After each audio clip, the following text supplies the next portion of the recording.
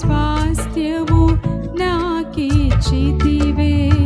స్తుతి ఆరాధనకు నీవే అర్హుడవు.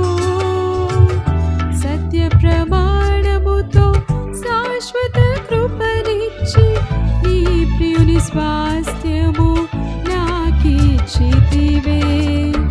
యేసయ్యా నీ సంకల్పమే ఇది నాపై నీకున్న అనురాగమే. యేసయ్యా నీ సంకల్పమే ఇది నాపై నీకున్న అనురాగమే.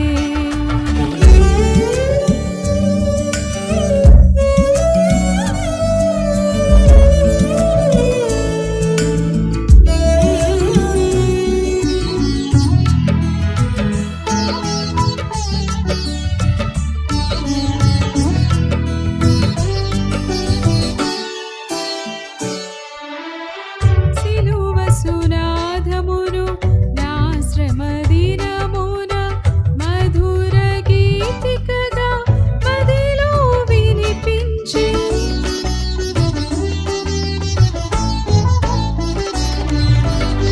సిలువ సునాదమును నా శ్రమ దినమున మధుర గీతికగా మదిలో వినిపించి సిలువలో దాగిన సర్వ సంపదలిచ్చి కాంతిమయముగా కనపరచితివే నీ ఆత్మశక్తితో.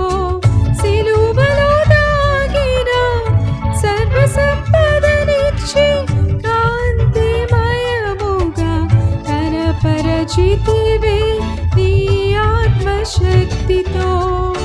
యేసయ్యా నీ సంకల్పమే ఇది నాపై నీకున్న అనురాగమే. యేసయ్యా నీ సంకల్పమే ఇది నాపై నీకున్న అనురాగమే.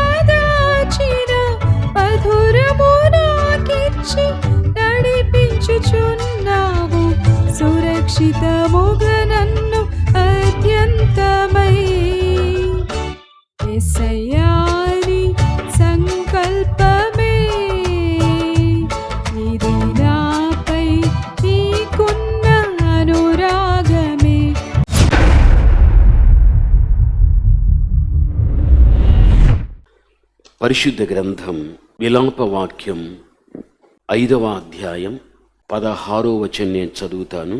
మా తల మీద నుండి కిరీటము పడిపోయెను, మేము పాపము చేసి ఉన్నాము, మాకు శ్రమ. ఈ వాక్య భాగములో చూస్తే మా తల మీద నుండి కిరీటము పడిపోయాది. మేము పాపం చేశాం, అందుకే మాకు శ్రమ అను మాట ఈ స్థలంలో మనకు కనిపిస్తూ ఉంది. ఇక్కడ వాక్యాన్ని బట్టి చూస్తే మా తల మీద కిరీటము పడిపోయెను. అసలుకు తల మీద కిరీటము పడిపోయెను అంటే ఎవరి మీద ఈ కిరీటం ఉండగలిగాది? వారి మీద నుండి ఆ కిరీటము ఎందుకు పడిపోయాది? మా తల మీద నుండి కిరీటము పడిపోయెను. తల మీద కిరీటం పడిపోయెను. ఎవరి తలల మీద కిరీటం ఉండగలిగాది? అది ఎందుకు పడిపోగలిగాది? మేము పాపం చేశాం, ఆ కారణాన్ని బట్టి మాకు శ్రమ సంభవించగలిగాది. బైబిల్ వాక్యంలో చూడగలిగితే కిరీటాన్ని ధరించేవాడు ఎవడు అంటే రాజు ధరించగలుగుతాడు. ప్రజలను ఏలేవాడు కిరీటము ధరిస్తాడు. కిరీటం ఒక అధికారాన్ని కూడా సూచిస్తుంది. ఈరోజు మనమందరం కూడా రాజులం. సాటి మనిషికి మనం మనిషిగా కనిపించవచ్చు. నిజదేవుడైన క్రీస్తుని నమ్మని అన్య జనాంగానికి ఈ వ్యక్తి కానీ నా సాటి సోదరి, నా సాటి సహోదరుడు అని నీ విషయంలో ఆలోచించి ఆ విధంగా నిర్ధారణ చేసుకోవచ్చు సాటి వ్యక్తి. అయితే దేవుడు మాత్రం మనిషి అనుకున్నట్టుగానే ఒక మనిషిగా మనల్ని భూమి మీద దేవుడు పెట్టకుండా ఈరోజు మనుషుల దృష్టిలో ఒక మనిషిగా ఉన్న మనలను మనుషుల ఎదుట దేవుడు మనల్ని ఏంగా చేశాడు అంటే ప్రకటన గ్రంథం 1వ అధ్యాయం 6వ వచన భాగములో చూస్తే మనలను దేవుడు ఏం చేశాడు? ప్రకటన 1వ అధ్యాయం 6వ వచనాన్ని మనం చూడగలిగితే మనలను ప్రేమించుచు, ఈ మాట మీరు వినాలి, తన రక్తము వలన పాపముల నుండి విడిపించిన వానికి మహిమ. ఆమేన్. చూడండి, ఆయన మనలను మన తండ్రి అయిన దేవునికి ఒక రాజ్యముగాను యాజకుల్నిగా చేసెను. బైబిల్ చెబుతోంది. క్రీస్తు యొక్క రక్తము చేత ఎవరైతే విమోచించబడగలిగారో వారందరూ కూడా ఆయనకు ఏమైన వారు ఒక రాజ్యముని బైబిల్ చెబుతుంది. ఇది మీరు అర్థం చేసుకోవాలి. దేవుడు మనల్ని అందరినీ ప్రేమించాడు. ఎవరికీ లేని ధన్యత దేవుడు మనకివ్వగలిగాడు. నేనెక్కడో లోకములో ఉంటి, నీవెక్కడో లోకములో ఉంటివి. అయితే ఆ స్థితిలో నీవు నేను ఉండకూడదని ఆ స్థితి నుంచి దేవుడు మనల్ని తప్పించి తన యొక్క రక్తము ద్వారా మనల్ని కడిగి మనల్ని పరిశుద్ధుల్నిగా చేసి మనందరినీ కూడా దేవుడు తనకు ఒక రాజ్యంగా దేవుడు చేసుకున్నాడు. ఇక్కడ ఉన్న మీరందరూ ఆ క్రీస్తు రక్తము చేత విమోచించబడిన వారే. అందుకే ఆయనకు మనమందరము ఏమైన వారము? రాజ్యము. మనమంతా దేవునికి రాజ్యం. ఈ రాజ్యము నిలుస్తుంది. లోకములో ఉన్న రాజ్యాలు ఎన్నో ఉన్నాయి. ఏ రాజ్యానికి ఎవరు రాజుగా ఉండినా వారు అంతరించడం ఖాయం. రాజ్యాలు అంతరించడం ఖాయం. అయితే దేవుని రాజ్యము మాత్రమే శాశ్వతంగా ఏం చేస్తుంది? నిలవగలుగుతుంది. ఆయన రాజ్యమైనటువంటి మనలను ఆయన రాజ్యములో దేవుడు ఏం చేస్తాడో తెలుసా? చదువుకుందాం. అదే మొట్టమొదటి పేతురుకు రాసిన పత్రిక మనం చదువుకోగలిగినట్లయితే 9వ వచనములో, అయితే మీరు చీకటిలో నుండి ఆశ్చర్యకరమైన తన వెలుగులోనికి మిమ్మును పిలిచిన వాని గుణాతిశయములను ప్రచురము చేయు నిమిత్తం ఏర్పరచబడిన వంశమును, రాజులైన యాజక సమూహమును, పరిశుద్ధ జనమును, దేవుని సొత్తైన ప్రజలునయ్యున్నారు. క్రీస్తు రక్తము చేత విమోచించబడినటువంటి ఆయన బిడలు ఎవరైతే ఉంటున్నారో దేవుడు వారిని ఏర్పరచుకోగలిగాడు. వారిని రాజులుగా చేశాడు, వారిని యాజకుల్నిగా చేశాడు, వారిని పరిశుద్ధ జనముగా చేశాడు, వారిని దేవుని ప్రజలుగా చేశాడు. చివరికి వారందరూ ఆయన సొత్తు అని బైబిల్ చెప్పేస్తూ ఉంది. ఈ వాక్య భాగములు ఎన్ని ఉన్నప్పటికీ కూడా అందులో మనకు అవసరమైన ఒక వాక్యం ఏమిటి అంటే, క్రీస్తు రక్తము చేత విమోచించబడి ఏర్పరచబడి ఒక రాజ్యముగా పిలువబడేటువంటి మనలను దేవుడు ఇంకా ఏం చేశాడు? రాజులుగా చేశాడు. ఇప్పుడు నీవెవరివి? నీవు రాజువి, నీవు రాణివి. రాజనేవాడే సింహాసనం మీద కూర్చుంటాడు, రాజనేవాడే రాజవస్త్రములు ధరించుకుంటాడు, రాజనేవాని శిరస్సు మీదనే కిరీటం అనేది ఉండగలుగుతుంది. కాబట్టి వాక్య భాగములో మనం చూడగలిగినట్లయితే, ప్రభునందు ప్రియమైన వారులారా, బైబిల్ చెబుతున్నది, మా తల మీద నుండి కిరీటము పోయెను. కిరీటాన్ని ధరించేదెవరు? రాజులే. ఎలా మనం రాజులు కాగలిగాము? ఆయన ప్రోక్షించిన రక్తము చేత మన పాపము కడుగబడగా మనము పరిశుద్ధులు కాగా దానిని బట్టి దేవుడు మనల్ని ఏగా చేసుకున్నాడు? రాజులుగా చేశాడు. రాజులుగా చేసినటువంటి మనకు దేవుడు ఏది ధరింపచేశాడు? కిరీటమును ధరింపచేశాడు. కనిపించే కిరీటాలు కొన్ని ఉన్నాయి, కనబడని కిరీటాలు కొన్ని ఉన్నాయి. కనిపించే కిరీటాలు కొన్ని ఉన్నాయి, కనబడని కిరీటాలు కొన్ని ఉన్నాయి.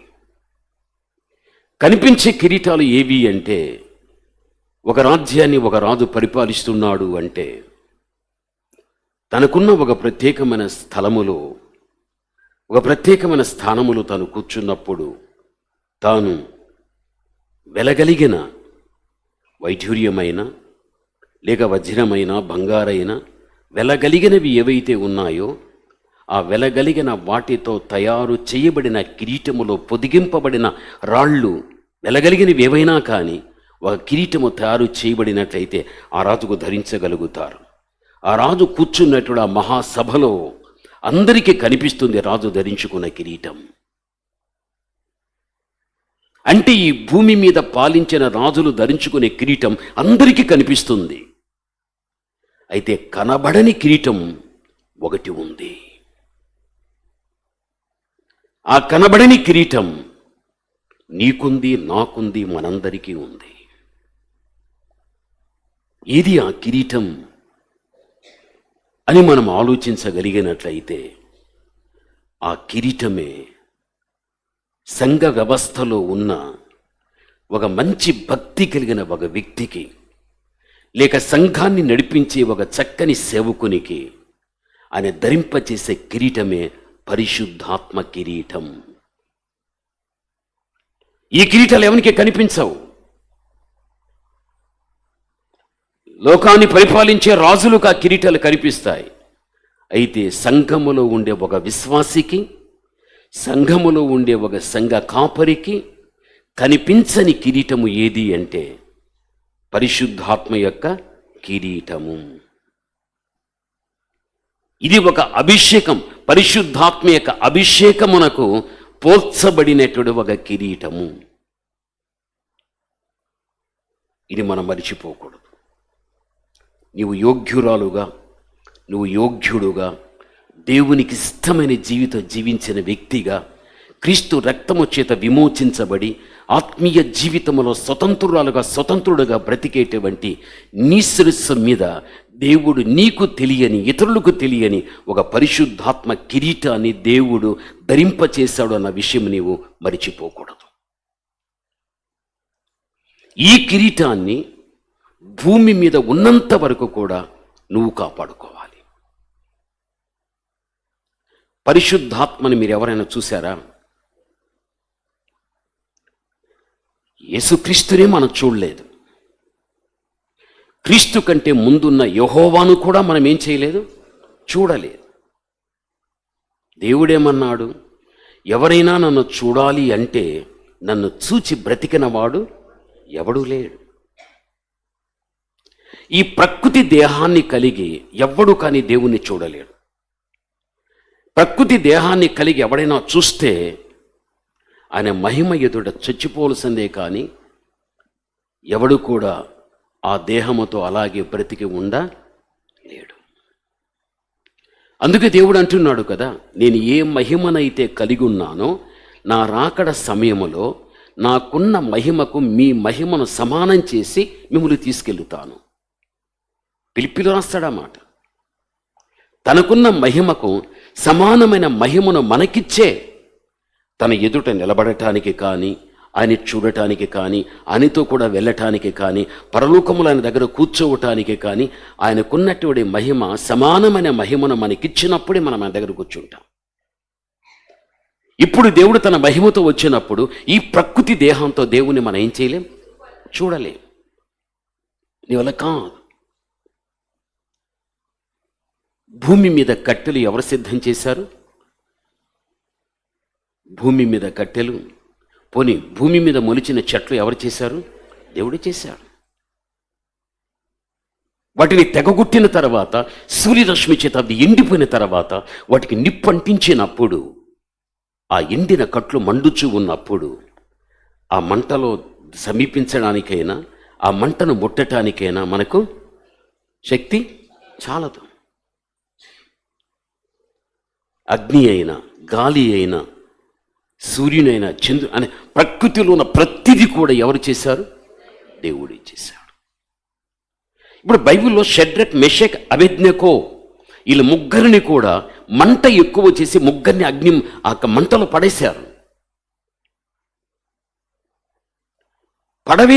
పడవేయబడిన తర్వాత పడవేయబడినది ముగ్గురే. అయితే వారు ఎంతమందిని చూశారు? నలుగురిని చూశారు.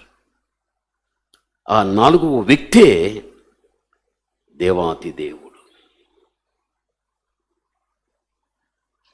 ఆ ముగ్గురి వ్యక్తుల దగ్గర నాలుగో వ్యక్తిగా దేవుడు ఉండగలిగాడు కాబట్టి, ఆయన ఉండుటను బట్టి ఆ అగ్ని ప్రకృతి సంబంధమైన తమ దేహాన్ని ఏమి కానీ చేయలే. ఆయన ఉండుటను బట్టియే ఆ అగ్ని వారికి హాని కలగకుండా ఉండటానికి అగ్నిని తట్టుకునే శక్తిని వారి దగ్గర ఉన్న దేవుడు వారికి ఇచ్చేశాడు. కాబట్టి అగ్ని వారిని ఏమి చేయలే. శరీరములో వెంటనే కాలిపోయేది ఏమిటి అంటే వెంట్రుకలు. బైబిల్ చెబుతుంది, వారిని అగ్నిలో నుండి వెలుపటికి తీసుకుని వచ్చిన తర్వాత వారి శిరస్సులో అమర్చబడిన ఒక వెంట్రుక కూడా ఏం కాలేదు, కాలిపోలేదు. అంటే అగ్ని వారికి హాని చేయలేదు. అంటే ఆ ముగ్గురి మధ్యన నాలుగవ వ్యక్తిగా దేవుడు ఉంటున్నాడు కాబట్టి ఆ అగ్ని యొక్క శక్తిని తట్టుకునే శక్తిని ఆ దేవుడే వారికి ఇచ్చాడు కాబట్టి అది వారికి హాని చేయలేదు. ఇది మనం గ్రహించవలసిన విషయం. అందుకే పాత నిబంధన కాలములో యెహోవాగా పిలువబడిన దేవుని ఎవరో చూడలేదు. యేసుక్రీస్తు శరీరధారిగా లోకానికి వచ్చాడు. ఆయన ఈ లోకానికి వచ్చినప్పుడు ఆ కాలంలో జీవించిన వ్యక్తులు భౌతిక సంబంధమైన దేహాన్ని కలిగిన క్రీస్తును చూశారు అంతే. ఆయన దైవత్వమును ధరించుకుని కొన్ని సందర్భాల్లో కనిపించినప్పుడు ఆయన చూడలేకపోయారు. దానియేలైతే బబులోను దేశములో హిద్దిక లేక నదీ తీరాన ఒక దర్శనాన్ని చూచేటప్పుడు ఆ దర్శనములో దేవుడు కనిపించినప్పుడు దానియేలు చూడలేక గాఢ నిద్ర నొందిన వాళ్ళ వలె అతడు పడిపోయినట్లుగా బైబిల్లో చూస్తూ ఉంటున్నాం. దేవుని చూడలేదు, అతని వల్ల కాలేదు. యేసుక్రీస్తు శిష్యులైన పేతురు, యోహాను, యాకోబులు తాబోరు పర్వతం మీద క్రీస్తు రూపాంతరం పొందినప్పుడు ఆయన కుడి ఎడమల ఏలియా, మోషే ఉన్నప్పుడు వారు చూడలేక వారు బోర్ల పడిపోయి బైబిల్లో మనం చూస్తూ ఉన్నాం. పద్మసి యొక్క దీవిలో యోహాను క్రీస్తుని చూచినప్పుడు నేను చచ్చిన వాని వలె పడిపోతునని ప్రకటన 1:17 మనం చూస్తూ ఉంటున్నాం. యోహానైనా, దానియేలైనా, పేతురు, యోహాను, యాకోబులైనా ఆయన చూడలేక గాఢ నిద్ర దినవారు, బోర్లో పడిపోయిన వారు, చచ్చిన వాని వలె పడిపోయిన వారు బైబిల్లో చాలా ఉన్నాయి ఇలాగ సంఘటనలు. అంటే దేవుణ్ణి చూచే పవర్ ఆ రోజుల్లో దేవుడు ఏర్పరుచుకున్నటువంటి తన భక్తులే ప్రభుని ఏం చేయలేకపోయారు, చూడలేకపోయారు. నీకు కనిపించనటువంటి ఒక కిరీటము దేవుడు నీకు ధరింపచేశాడు. ఆ కిరీటము దేనికి పోల్చబడ్డది? పరిశుద్ధాత్మకు పోల్చబడ్డది. రాజులు ధరించే కిరీటం చూస్తున్నావు, అయితే నీవు ధరించిన కిరీటం నీవు చూడలేవు,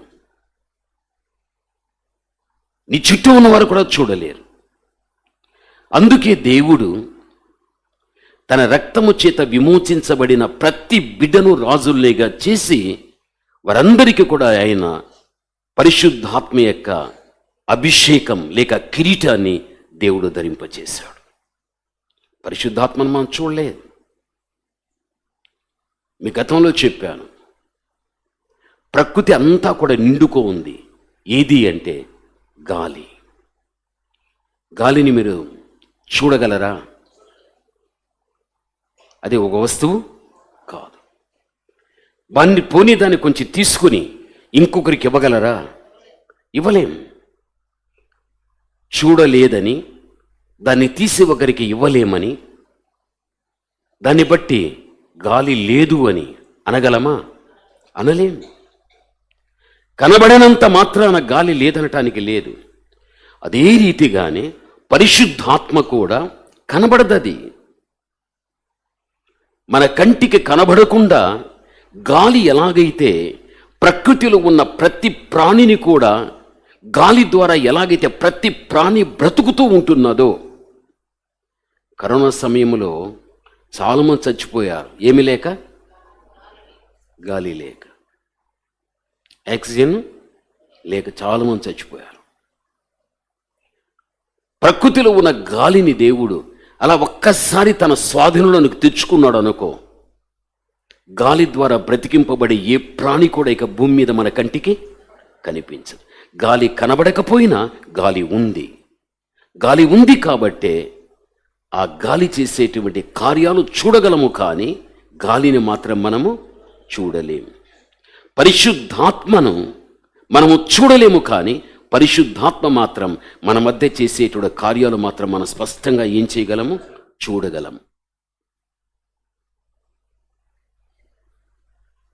బైబిల్లో శాంసన్ ఉన్నాడు, మీకు తెలుసు. ఒకసారి ఫిలిష్తీయులు తన మీదకి వచ్చేశారు. చచ్చిపోయిన గాడిద దవడ ఎముక తీసుకొని ఆ ఫిలిష్తీయులు ఎంతమందిని చంపేశాడు? 1000 మందిని చంపాడు.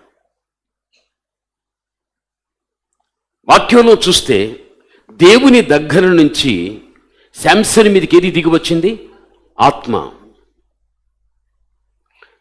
దేవుని యొక్క ఆత్మ చేత ఎప్పుడైతే తను నింపబడగలిగాడో ఆ ఆత్మ చేసిన కార్యాన్ని చూడవచ్చు, కానీ ఈ ఆత్మ ఏ కార్యాన్నైతే చేసి ప్రజలకు చూపించిందో ఆత్మ మాత్రము కంటికి కనబడదు.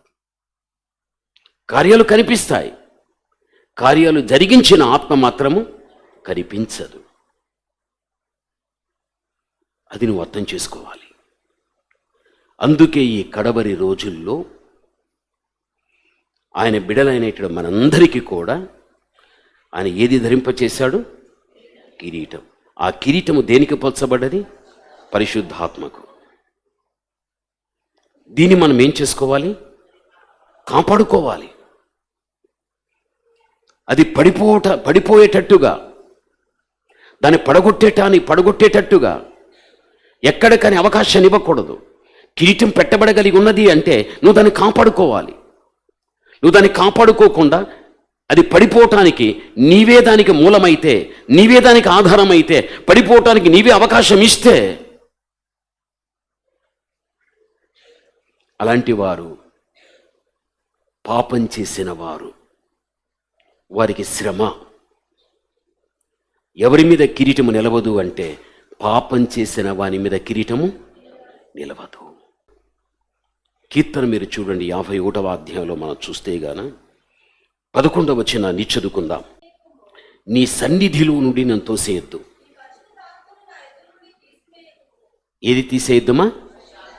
చూడు, నీ పరిశుద్ధాత్మను నా యుద్ధ నుండి తీసేయద్దు. ఏ దావీదు సితార పట్టుకుని వాయిస్తూ ఉన్నట్టుగానే దురాత్మ విడిచిపెట్టి వెళ్ళిపోయిందో అదే దావీదు దేవుని దగ్గర మొరపెడుతున్నాడు, దేవా నీ పరిశుద్ధాత్మ నా యుద్ధ నుండి తీసేయద్దయ్యా.